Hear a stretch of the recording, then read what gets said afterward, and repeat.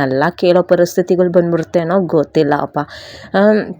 ಈ ಥರ ಎಲ್ಲ ಮದುವೆ ಆದಮೇಲೆ ಇಲ್ಲ ಮದುವೆಗೆ ಮುಂಚೆ ಇದೆಲ್ಲ ತಿಳ್ಕೊಳ್ಬೇಕು. ಏನೋ ಅಯ್ಯೋ ಏನು ಹೇಳ್ಬೇಕು ಅಂತಲೇ ಗೊತ್ತಿಲ್ಲ, ಈ ಥರ ಎಲ್ಲ ಇರುತ್ತೆ. ಅವನು ಸ್ಮೋಕ್ ಮಾಡ್ತಾನೋ, ಕುಡಿತಾನೋ, ಬೇರೆ ಹುಡುಗಿ ಸವಸನೋ, ಬೇರೆ ಹುಡುಗನ ಸವಸನೋ, ಇದೆಲ್ಲ ಇದೆ ಅಂತೇಳಿ ಬ್ಯಾಕ್ಗ್ರೌಂಡು ಹೆಂಗೆ ಚೆಕ್ ಮಾಡೋಕ್ಕಾಗುತ್ತೆ ಹೇಳಿ?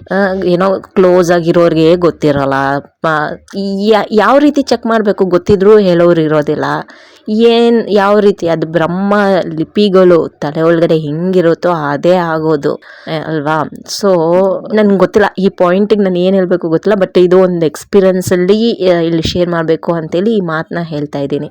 ಇನ್ನೊಬ್ಬರು ಇದ್ದರು, ಸೊ ಅವ್ರದ್ದು ಸ್ಟೇಟಸಲ್ಲಿ ನಾನು ಪ್ರೊಫೈಲ್ ಹಾಕಿದ್ಗೆ ಅವ್ರಂದರು, ಪ್ರೊಫೈಲೆಲ್ಲ ಹಾಕಬೇಡ, ನೀನು ತೋರಿಸಿಲ್ಲ ಅಂದ್ರೂ ಹುಡುಗ ಹುಡುಗಿನ ಪರವಾಗಿಲ್ಲ, ನಮಗೇನು ಪ್ರಾಬ್ಲಮ್ ಇಲ್ಲ, ಅದ್ರ ಸ್ಟೇಟಸ್ಗೆ ಮಾತ್ರ ಹಾಕ್ಕೊಳ್ಬೇಡ ನೀನು ವಾಟ್ಸಪ್ಪಲ್ಲಿ, ನಮ್ಮವರೆಲ್ಲ ನೋಡ್ತಾವ್ರೆ ಅಂದರು. ಸರಿಯಪ್ಪ, ನಿಮ್ಮ